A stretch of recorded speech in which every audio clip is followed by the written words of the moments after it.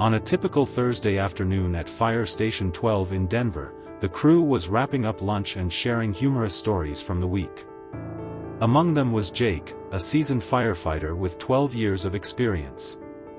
Known for his calm demeanor and compassionate nature, Jake had earned the respect of his colleagues and the community.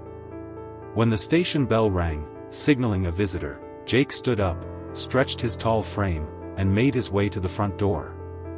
There stood a little girl, no older than 9, with shining brown hair tied in 2 pigtails. She wore a faded pink backpack, her eyes darting nervously. "Hey there, sweetheart," Jake said warmly, kneeling down to her level. "What can I do for you?" The girl fidgeted with the straps of her bag, her lips trembling as if she wanted to say something but couldn't find the words. Finally, she pulled out a crumpled piece of paper from her pocket and handed it to Jake. Without waiting for a response, she turned and bolted down the sidewalk. "Wait. Are you okay?"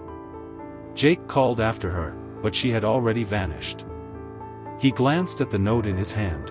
It was shaky handwriting in blue ink with just 5 words, "Help Mom, she's in trouble." Jake's heart raced.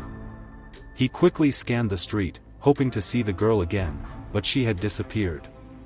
He walked back inside, the note clenched tightly in his fist. "What's up?" Ben, his partner, asked, noticing Jake's serious expression. "I think we have a situation," Jake replied, grabbing his radio. "Dispatch, this is Station 12. We've received an anonymous note indicating a possible emergency, requesting police assistance at our location." Ben frowned, reading over Jake's shoulder. "What do you think this is about?" Jake shook his head. "I don't know, but I have a bad feeling." Minutes later, police officers arrived at the station. Jake handed over the note and explained what had happened. The officers began their search for the little girl, canvassing the area. Jake couldn't shake the image of her terrified eyes and trembling hands. Something was wrong, and it gnawed at him. An hour later, a breakthrough came. One of the officers turned with a lead. A neighbor had seen a girl matching the description enter a rundown apartment complex 2 blocks away. Unable to stand idly by, Jake asked to accompany the officers. His instincts told him this was more than just a random note, it was urgent. Upon arriving at the apartment complex, Jake immediately recognized the pink backpack hanging on the railing of the second-floor balcony. The officers knocked on the door. After a few tense moments, a faint voice answered, "Who is it?" "This is the police," one officer said firmly. "We're here to check on your welfare. Please open the door." The silence that followed was deafening. Finally, the door creaked open, revealing a pale, exhausted woman in her late 30s. Her left eye was swollen shut, her lips split and bruised. Behind her stood the little girl, clutching a stuffed bear, tears streaming down her cheeks. "Are you okay, ma'am?" an officer asked gently. The woman shook her head, her voice breaking.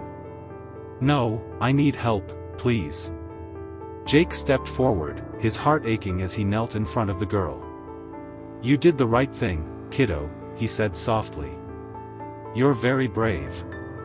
The woman broke down, confessing that her boyfriend had been abusive and had threatened to hurt them if they tried to leave.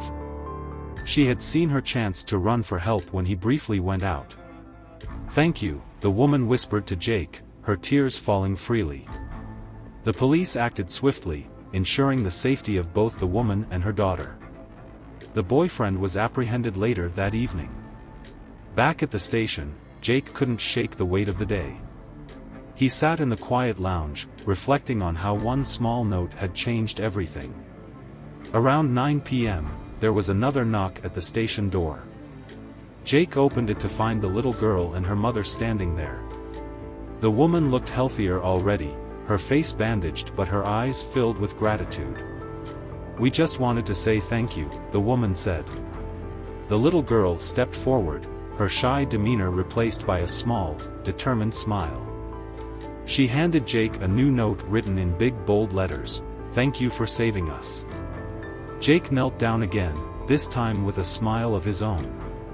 "You don't have to thank me, kiddo. You're the real hero here." The girl hugged him tightly, and for the first time in hours, Jake felt a sense of peace. As the woman and her daughter left, he stood in the doorway watching them walk away toward a brighter future. Sometimes, he thought, it only takes one brave act to change everything, and sometimes that act comes from the smallest of hands. This story is not just about rescue, it's about courage and the power of small actions. Thank you for watching. If you enjoyed this story, please subscribe to our channel and hit the notification bell so you never miss an adventure. Share this story with your friends and family.